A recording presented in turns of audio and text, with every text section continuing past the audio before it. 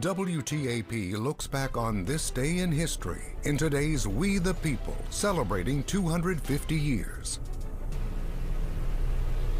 At 11:38 a.m. Eastern Standard Time on January 28, 1986, the Space Shuttle Challenger lifted off from Cape Canaveral, Florida, and Krista McAuliffe is on her way to becoming the first ordinary U.S. civilian to travel into space. 73 seconds later, hundreds on the ground, including Krista's family, stared in disbelief as the shuttle broke up in a plume of smoke and fire.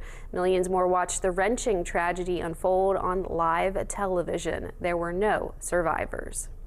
A moment to reflect, a time to remember.